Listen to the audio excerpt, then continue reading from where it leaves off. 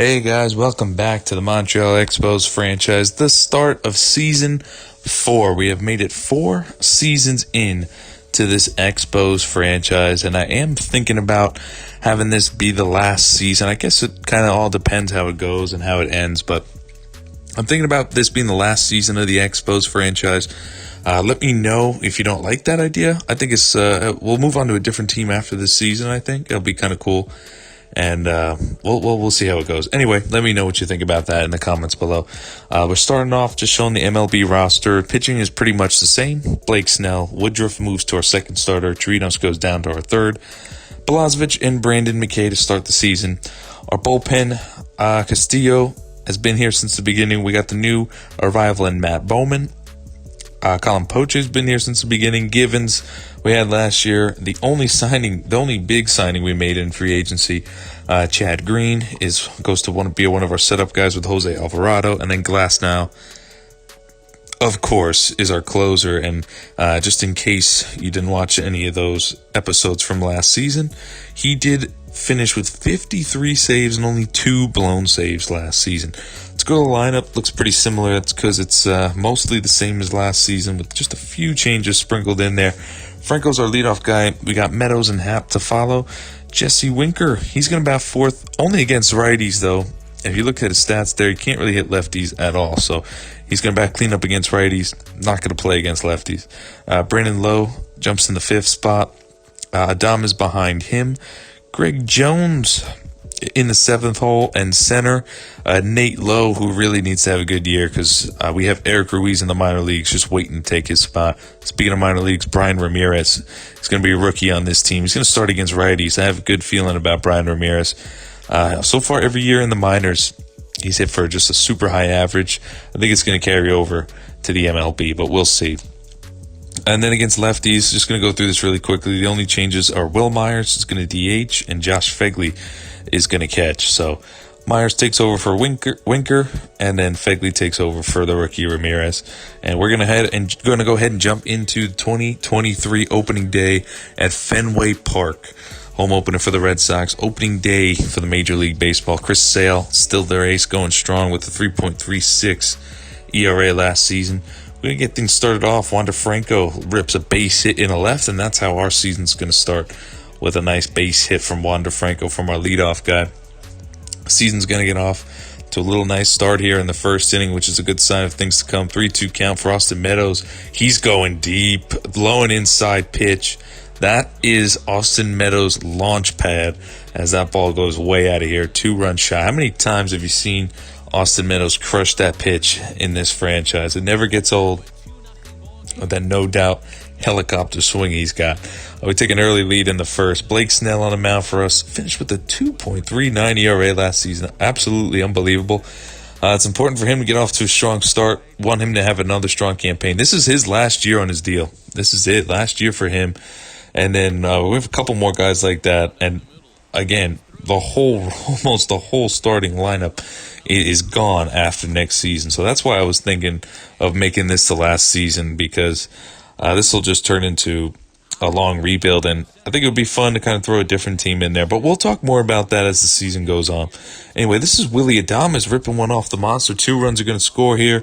It's a 2 RBI double, makes it 5-0 Expo lead in the second. That would chase Chris Sale out of the game in the second inning. So we got to the Red Sox ace early on. Speaking of aces, Blake Snell is just cruising through the 6th, through the 7th here. Nice curveball to get Dan Vogelbach, who joined the Red Sox, swinging. In the 8th, this is our new arrival, Bowman. He gives up a no-doubter to one of the Red Sox young prospects. That ball's gone. J.D. Martinez, though, he's going to strike out swinging on a nice splitter. So it wasn't a terrible first outing, but he did give up a home run. And then we got Fegley in the 9th at pitching. He started because Chris Sale started this game, so we got a lefty on the mound. So Fegley went to the plate. Rips a double in the right center field gap. I like the signing of Josh Fegley. If I didn't have Brian Ramirez ready to go, he'd be my starting catcher. Meadows strikes out swinging on that nice high fastball, but we're up by 4 going into the 9th. Why not bring in our new signing, Chad Greene, for his debut? 2-2 count.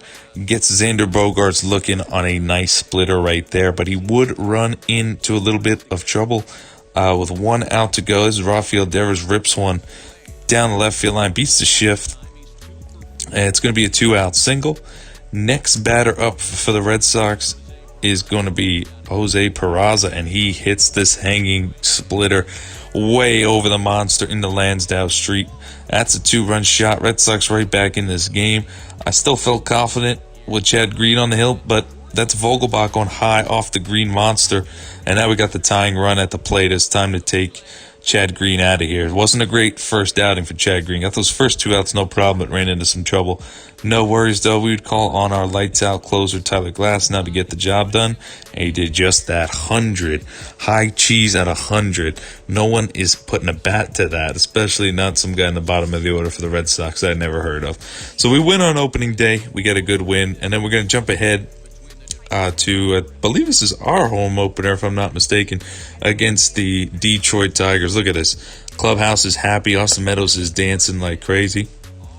We're feeling good. Yonny Chirinos on the last year of his deal as well, so he'll be gone after this season.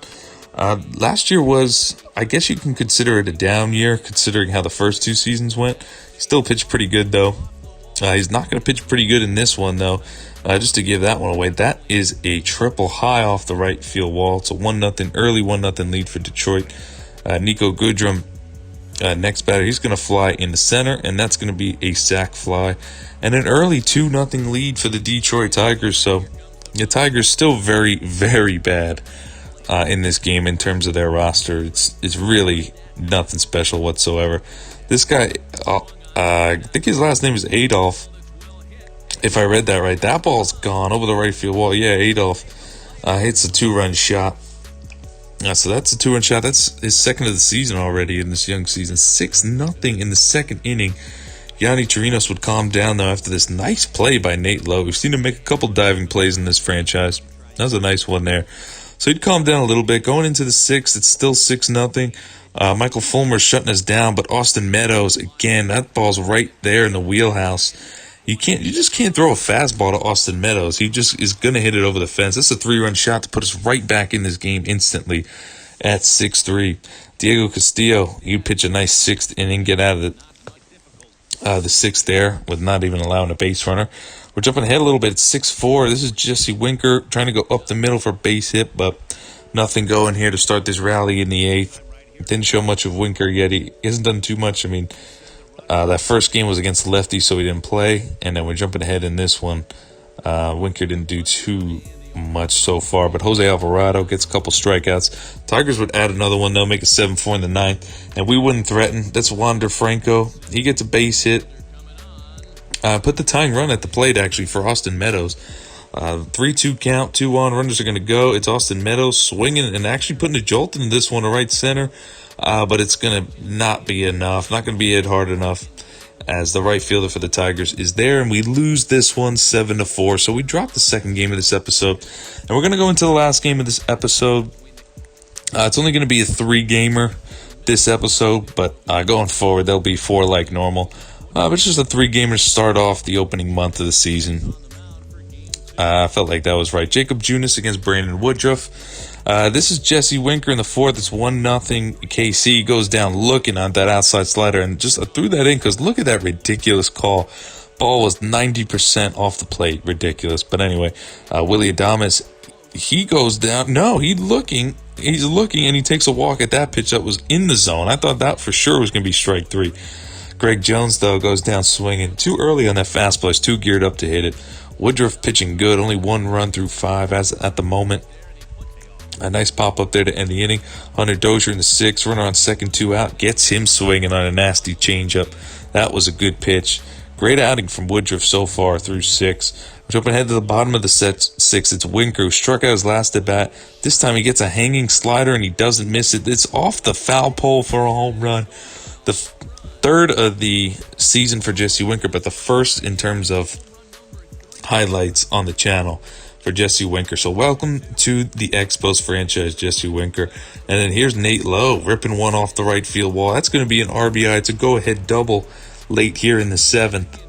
with nobody out. Greg Jones comes around to score. Here's the rookie Brian Ramirez, 1 for 2 this game. That's going to be a base hit up the middle. Nate Lowe's coming around to score. Not a lot of speed, but the throw is offline just a little bit. Allows Nate Lowe to score. We go up 3-1, and that opens the door for Glasnow in the 9th. Hits Glasnow right in the back. There's a little bit of a scare there as it's 1st and 2nd, nobody on, and it's only a 2-run lead. Ryan McBroom is going to go down swinging on a nasty curve, and I said go down swinging, but I meant go down and get a nasty curve into the ground. We couldn't turn 2. No worries though. 2 outs, 1st and 3rd, still 2 out. Ground ball to 3rd, and Wander Franco's going to take care of this one. Nice play over there at 3rd by Franco, and we win this one by a score of 3-1. So big win for us here in Montreal. We get a good win. We were 11-10 at this point, so that brought us 12-10. We jumped ahead just a little bit to the end of the month, and this is how we end things in April with a 17-13 record. 2.5 up from the Yankees, 3.5 from the Orioles, and 4 from the Red Sox. So the Yankees and Red Sox off to slow starts in the month of April, and we started off decently enough to take control of first place by 2.5 games. I wouldn't have thought that with a 17-13 record, but we're doing pretty good. Hope you guys enjoyed this episode. Don't forget to leave a like and subscribe if you didn't already. And don't forget as well to comment to see what you would think about this possibly being the last season of the Expos and moving on. I do have a couple other teams in mind, but again, that will be talked about more as we go forward towards the end of the season. So I will see you guys in the next one. Thanks.